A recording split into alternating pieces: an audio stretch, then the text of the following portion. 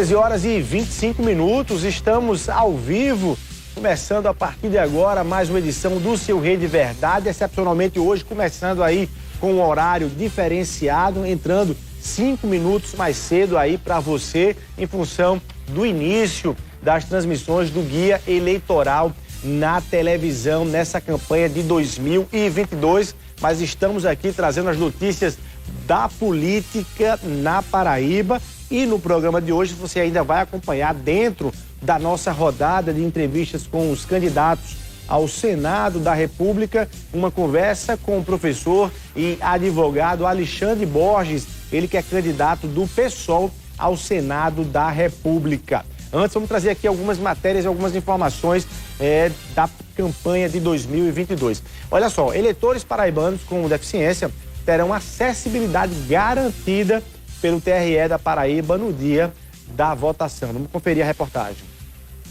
Os eleitores paraibanos que possuem deficiências ou mobilidade reduzida terão apoio do TRE da Paraíba para votar com segurança e acessibilidade. Segundo o órgão, os eleitores deverão informar à Justiça Eleitoral as suas dificuldades, mas já adianta que as condições de acesso do local de votação para o dia da eleição estão adequadas e haverá equipes no dia da votação para orientar e atender esse público. Primeiramente, a gente precisa esclarecer que teve um prazo, né, dentro do calendário eleitoral para que as pessoas com deficiência, que têm essa dificuldade para o exercício do voto, registrassem esse pedido junto aos cartórios eleitorais para que essas sessões eleitorais fossem preparadas. Então, aquele deficiente que não fez isso, então ele vai ter que, mesmo fora do prazo, entrar em contato com seu cartório eleitoral e solicitar aquilo que é necessário para a garantia do voto dele. Então, mesmo fora do prazo, a Justiça Eleitoral envidará todos os esforços para efeito de não haver nenhum impedimento por força dessa situação específica do eleitor. A gente sabe que tem pessoas cadeirantes, nós temos que ter portas mais largas para a cadeira poder ter acesso ao local da urna. Enfim, então imediatamente entrar em contato com o cartório eleitoral para dizer de sua dificuldade e a gente tentar resolver essa questão. Seu Fabiano Costa não perde uma eleição, mas como deficiente visual tem dificuldades na hora de votar. Na hora de digitar os números, eu tenho um pouco de dificuldade. Os números embaralham um pouco. É o mesmo problema de seu Luiz Glaudivan. Ele diz que se tivesse orientação sonora na hora do voto, facilitaria o processo.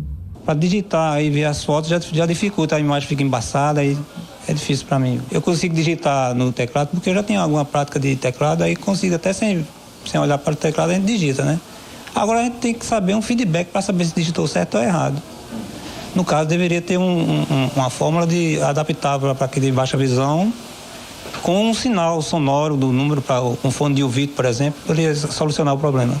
As teclas da urna eletrônica têm números gravados em braille e são equipadas com fones de ouvido para viabilizar o voto de quem tem deficiência visual. Quando se aproxima das eleições, a FUNAD, que é o Centro Integrado de Apoio ao Portador de Deficiência, começa a fazer um treinamento com os pacientes para que eles aprendam a votar.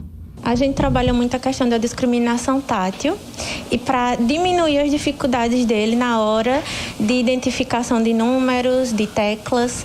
Então, com eles a gente faz muita orientação de identificação dos números, na hora de identificar os números em braille, por exemplo, na hora de saber em quem eles estão votando, pessoas com baixa visão. A gente tenta orientar com algumas técnicas para que eles identifiquem os candidatos que eles estão votando, e as pessoas com deficiência cegueira total, a gente tenta, a partir do tato, né? A partir dos números, saber qual a disposição de cada número na hora de apertar e orientar das adaptações, né, da questão de informar que existem as sessões para pessoas com deficiência, mas que eles precisam informar no cartório de origem deles para que eles sejam direcionados às sessões adaptadas. Ok, importantíssimo esse cuidado.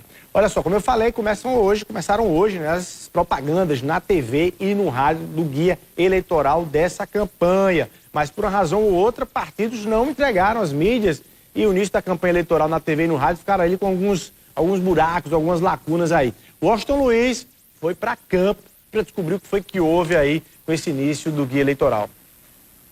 O primeiro dia da propaganda eleitoral gratuita no rádio e na TV foi marcada por alguns buracos na programação. Alguns partidos não enviaram as mídias que seriam veiculadas nos espaços destinados a deputados estaduais e também para o Senado.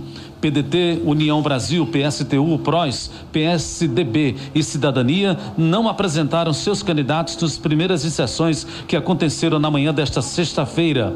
A secretária do TRE, Vanessa do Egito, conversou com a nossa equipe e falou como será a programação já a partir de amanhã, no sábado. O guia eleitoral no rádio começa às 7 horas da manhã e às 12 horas. Já na TV, o programa começa às 1h da tarde, 13 horas e às 8h30 da noite.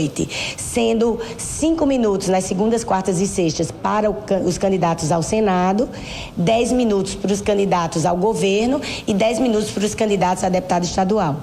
Nas terças, quintas e sábados, teremos 12 minutos e 30 segundos para os candidatos a presidente da República e 12 minutos e 30 segundos para os candidatos a deputados federais. A própria resolução, a 23.610, que trata de propaganda eleitoral, já prevê que o primeiro que estreou será o último do dia seguinte e assim sucessivamente. Quem termina, começa no dia seguinte. Quem começa, termina no dia seguinte. Ok, pronto. E a partir de agora a gente começa então a entrevista com o professor, advogado Alexandre Soares, do PSOL, ele que é candidato ao Senado da República e está dentro aqui da nossa rodada de entrevistas. Você está conhecendo um pouco mais do que pensam todos os candidatos ao Senado aqui na Paraíba. Alexandre, muito boa tarde, seja muito bem-vindo aqui ao Rede Verdade. Muito boa tarde, Luiz, boa tarde aos seus telespectadores do Sistema Arapuã, né, e dizer que estamos aqui à disposição para o nosso debate. Tenho feito essa pergunta a todos os candidatos que passaram por aqui para a gente iniciar nosso bate-papo, para quem está nos acompanhando. Como você se autodefine? Quem é Alexandre Soares e por que é que você quer um mandato de senador da República? Então, Luiz, eu sou um professor, né, da rede pública de ensino no nosso país. Sou também advogado há mais de 20 anos, atuando aqui de forma constante no estado da Paraíba, né? Sempre militei pelas causas dos movimentos sociais, organizações não governamentais e sempre fiz parte do Partido Socialismo e Liberdade, que é o partido pelo qual eu hoje disputo de forma honrada essa candidatura para o Senado da República. Para mim é um compromisso muito importante assumir essa tarefa partidária agora, sobretudo em um momento em que o Brasil e a nossa representação no Senado da República demandam tanto de uma candidatura, de um mandato que seja enérgico, que seja combativo, que olhe para a realidade do quadro da Paraíba e do Brasil, né, e que enxergue, por exemplo, esse quadro de mais de 30 milhões de pessoas, né, passando fome no nosso país, e que a gente possa ter uma atuação enérgica, combativa, no sentido de colocar o Brasil na linha e no trilho que deve ser o trilho do desenvolvimento. Então a nossa candidatura passa necessariamente por isso. Como é que você avalia a atuação dos atuais senadores da bancada federal paraibana? Aliás, duas senadoras, a senadora Daniela Ribeiro, a senadora Nilda Gondim e o senador veneziano Vital do Rei, que está disputando o governo do estado. Como é que você avalia esses mandatos e o que é que você imagina de fazer diferente deles? A nossa representação no Senado da República, ela sempre se deu historicamente por um campo, que é o campo da direita, né? E que essas candidaturas, na nossa avaliação, aliás, esses mandatos, na nossa avaliação, representam exatamente essa pauta, a pauta da direita, inclusive e uma pauta de veneziano? Conservadora. Inclusive de veneziano, né? Eu já tive a oportunidade de dizer em outros espaços, né, que eu nunca testemunhei, Luiz Torres, uma declaração de retratação, por exemplo, do candidato veneziano, que está concorrendo hoje ao governo do estado, mas é senador da República, em relação ao seu comportamento lá em 2016. Né? Aquele comportamento de votar a favor do impeachment, né? Que nós entendemos como um golpe realizado contra a ex-presidente Dilma e que hoje, mais do que nunca, está revelado. Né? Eu imaginava que aquele golpe pudesse ser revelado somente daqui a 20, 30 anos e não durou tanto tempo. Né? políticos no Brasil, o próprio Supremo Tribunal Federal, através de seus ministros, já revelam de forma muito clara isso. Portanto, um candidato ao Senado da República da Paraíba precisa necessariamente romper com essa tradição. Na minha avaliação, a nossa representação no Senado é uma representação absolutamente discreta. A produção legislativa dos nossos representantes é absolutamente discreta. Os senadores da República, as senadoras, não lideram nenhum movimento de transformação nacional. Nenhum, absolutamente nenhum. Os outros estados da região Nordeste, os seus senadores são protagonistas no debate público. Nós não temos isso aqui na Paraíba e isso se deve muito a esse familismo, né, a esse filhotismo que, infelizmente, insiste em fazer parte da nossa realidade. A nossa candidatura enquanto Senado da República tem como missão maior também romper com essa tradição e ofereço por essa razão o meu nome, né, Alexandre Soares 500, para que a gente venha modificar o cenário no âmbito do Senado da República. Agora, Alexandre, apesar disso, o senador veneziano Vital do Rego está recebendo o apoio direto, claro, nítido, do ex-presidente Lula aqui na Paraíba para o governo da Paraíba e, no caso do Senado, o Lula pedindo voto para Ricardo Coutinho. E vocês estão apoiando o Lula para presidente. Deu ali alguma dificuldade em fazer isso? Vocês estão digerindo isso, engolindo isso de toda forma? Você acha que é um equívoco o Lula estar apoiando essas candidaturas aqui na Paraíba? Veja, Luiz, a grande disputa que nós temos hoje a nível nacional é a disputa pela estabilidade da nossa democracia. Você, paraibano, sabe disso. Nós vivemos em um período de absoluta instabilidade democrática. Portanto, esse arco de aliança que foi feito hoje no Brasil foi feito através do campo democrático, ou seja, daquelas pessoas que têm disposição para avançar e no aprofundamento da nossa democracia. Portanto, na nossa avaliação, e esse também foi o movimento do PSOL, né, é importante lembrar aos nossos telespectadores, o PSOL sempre teve candidatura própria para a presidência da República, mas faz nesse momento, nesse instante, um movimento de apoio a esse campo democrático, buscando identificar em que medida a gente tem unidade na nossa atuação. Então, me parece que esse apoio do Partido dos Trabalhadores a um arco maior de aliança, envolvendo aí, inclusive, setores do MDB, né, PDT e PSOL, PCdoB, foi um movimento acertado, porque a nossa grande trincheira de luta nesse processo eleitoral é realmente romper com esse bolsonarismo. Vocês estão usando a imagem de Lula nessa campanha para a sua candidatura ao Senado, para a candidatura do PSOL ao governo do Estado e temem terem que responder a mesma ação que o PSB de João Azevedo respondeu por estar usando o nome de Lula, uma ação movida pelo PT da Paraíba, pelo MDB, dizendo que eles não podem proclamar Lula nessa campanha? Olha, Luiz... Como é que você classifica isso? Eu tranquilizo, né, a todos os simpatizantes e eleitores do PSOL. Todo o nosso material está foi construído com imagens e também com o nome do presidente Lula, porque, afinal de contas, esse foi o grande pacto celebrado para a formação desse arco de aliança. Né? O PT da Paraíba e o MDB diz que não pode, só quem pode é veneziano. Bom, aí é uma questão que o MDB tem que explicar, né? E os demais partidos. Eu estive pessoalmente com o presidente Lula recentemente em Campina Grande, as minhas redes sociais, inclusive, tem fotografias nossas quando ele veio aqui em Campina Grande, né? Acho que o apoio ao presidente Lula passa necessariamente por essa perspectiva que eu te coloquei agora há pouco, né? Passa por essa unidade para que a gente possa romper esse cenário de crise profunda que o Brasil tem hoje com a manutenção do Bolsonaro. Tá. Alexandre, eu vou querer falar sobre algumas pautas em debate lá no Congresso Nacional, inclusive algumas delas movidas pela sua carta programática aí de mandato de senador, mas antes queria esgotar o tema da política mesmo. Eu queria perguntar o seguinte: eventualmente o pessoal, olhando para esse cenário aqui, não indo para um segundo turno nas eleições, na disputa ao governo, vocês têm algum veto de aliança? Aqui disputam as candidaturas que estão disputando no campo da esquerda aqui, veneziano, João Azevedo, Adjane Simplício. No campo da direita, você tem o Major Fábio, você tem o Nilvan Ferreira, você tem o Pedro Cunha Lima. Num desenho aí que o pessoal não esteja dentro desse segundo turno, vocês têm algum veto ou vocês automaticamente vão procurar construir, ficam fora da eleição ou vão procurar construir alianças com essas candidaturas da esquerda?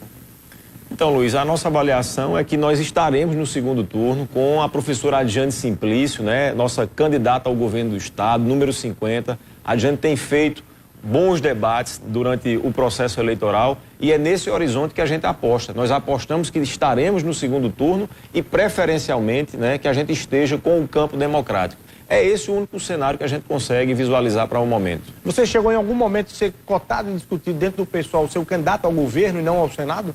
Essa também é uma pergunta recorrente e até lhe agradeço por ela, Luiz.